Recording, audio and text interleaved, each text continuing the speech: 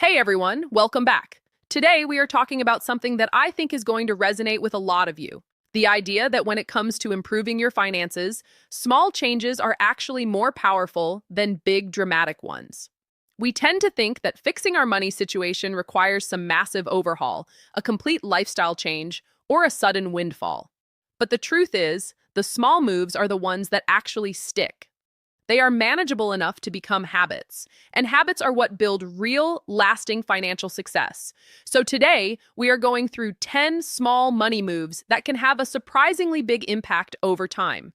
Let's get into it. The first move is simply to save a little. Not a lot, just a little.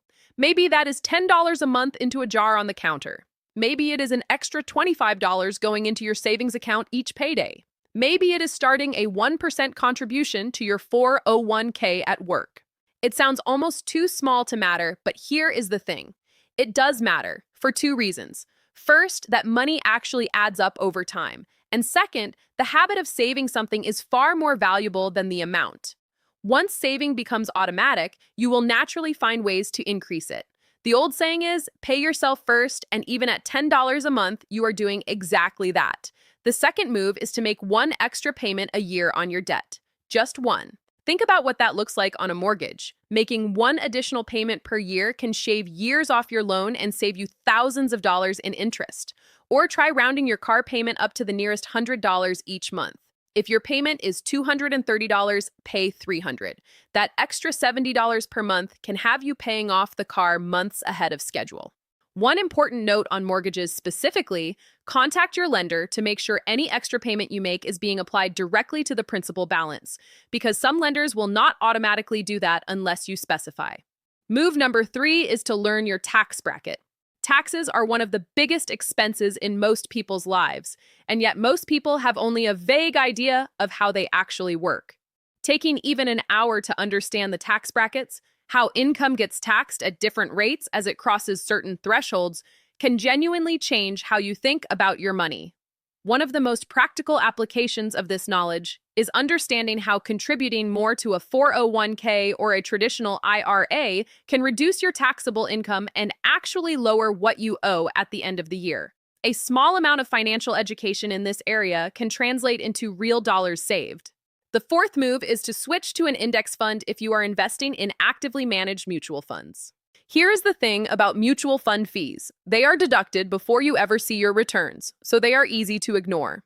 But they are not insignificant.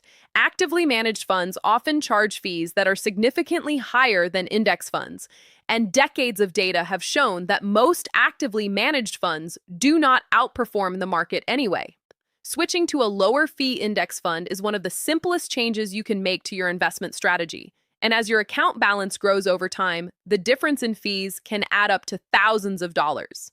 It is also worth asking your financial advisor directly how they are being compensated, because if they are earning fees on top of already putting you in high fee funds, that is a conversation worth having. Number 5 is to track your progress toward retirement. It is genuinely hard to stay motivated about saving for something that feels abstract and far away. That is why running a retirement projection, even a rough one using a free online calculator, can be such a powerful tool. Plugging in your current savings, your contribution rate, and a few assumptions about growth gives you a picture of where you are headed. Sometimes that picture is encouraging. Sometimes it is a wake-up call. Either way, seeing the trajectory makes the whole thing feel real and gives you something concrete to work toward and adjust. Move 6 is to read one personal finance book. Just one.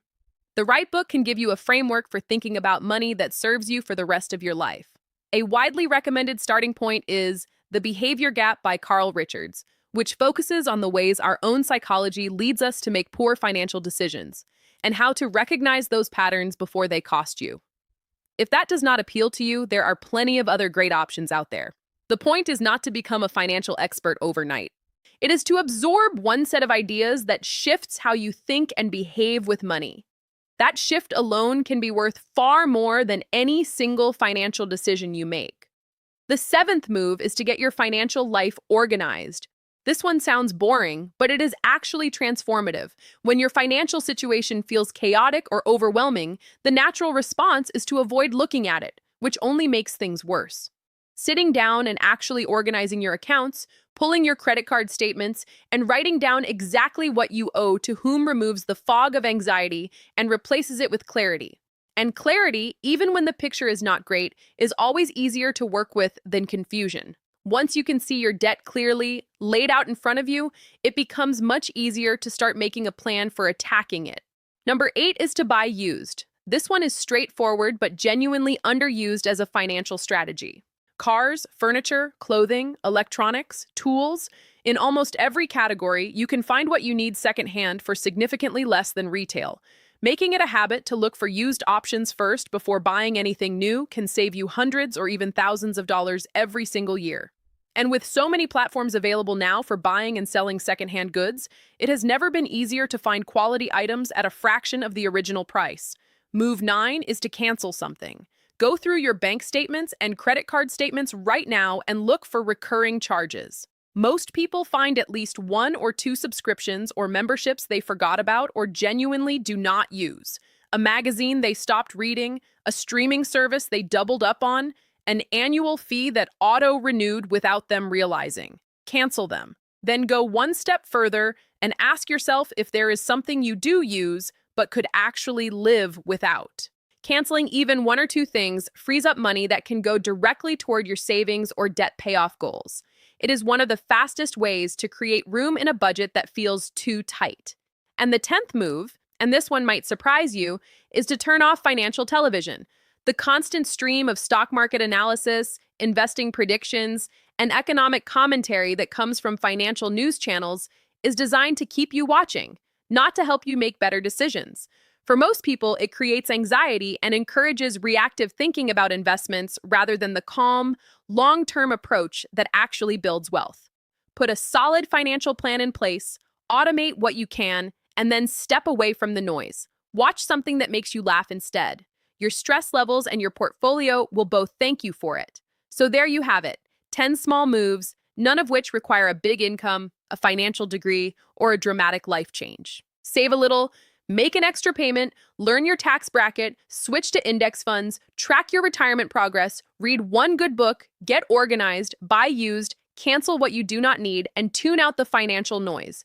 Start with one, just one. Pick the easiest one on that list and do it this week. Then pick another. That is how financial habits actually get built. Not all at once, but one small move at a time. Thanks for watching. Drop a like if this was helpful, and let me know in the comments which of these moves you are going to try first. See you in the next one.